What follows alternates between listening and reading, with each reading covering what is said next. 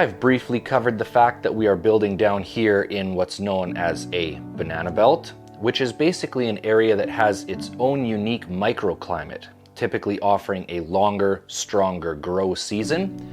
Down here at Lot 32, that microclimate is created by the beautiful Fraser River.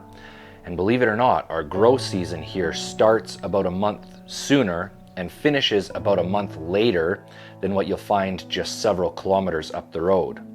On top of that, we're also sitting on top of ancient river silt, which is very nutrient dense, making this one of the best grow areas in all of British Columbia. This is my first time seeing it in person, and I've got to tell you, I am absolutely blown away. A week and a half ago, all we had was empty branches and dry grass. This week, it is green and luscious and beautiful, and I am so ready for it. But as many of you know, we do have a little bit of bad news. And unfortunately, today is bad news day.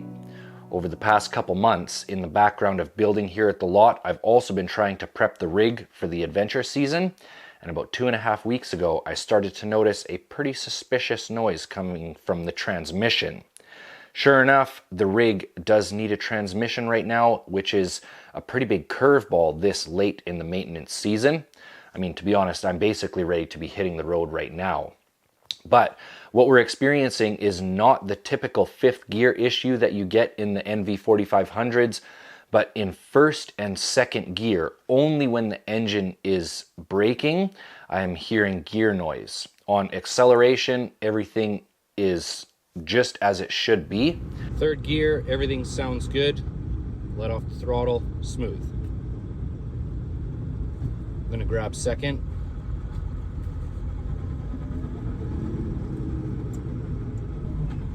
Same with first.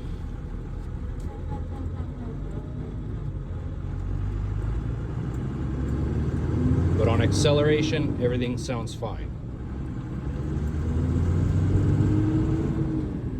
I'm not a transmission person, so this was a hard one to diagnose. Big thank you to Steel Horse Performance and Bob Lowen Transmissions in town for helping with a proper diagnosis.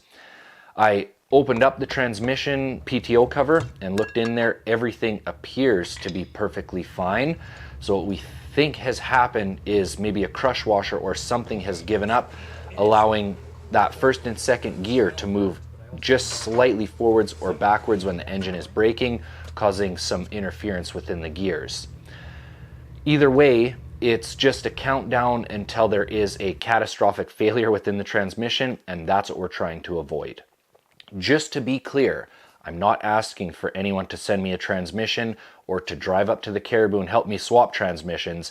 I have this issue basically solved. And I owe a great big thank you to the support of really the Destination Adventure Network. I make a lot of connections through travels and through these builds, one of which was with a gentleman, Grant, on Vancouver Island, that did a 12-valve build about 15 years ago and had some parts left over, one of which being a brand new from the factory, still in the wrapping New Venture 4500 transmission, which is a unicorn transmission because, I mean, the company went out of business in 2012. All you can find is rebuilds now. So I gave Grant a call. We made a deal on the transmission and it's getting shipped up here. And Dad and I will swap it into the truck here shortly. What I'm asking for is just a little bit of patience. There's just too much on my plate right now for me to try and get a video out on the weekends as well. Because if you're a longtime viewer of Destination Adventure, you'll know that I really put a lot of value in the production of the show. And I don't want to be putting out content just to keep up with the platform or the algorithm. I would rather take a couple of weeks off and then come back when I have enough time to properly put into the production of the show. If you're just a viewer or a supporter or a patron, this whole operation moves forwards because all of us are working together. I'm going to have the rig up and going here hopefully very soon. Thank you all so much for the patience, and most of all, thanks for watching, everybody.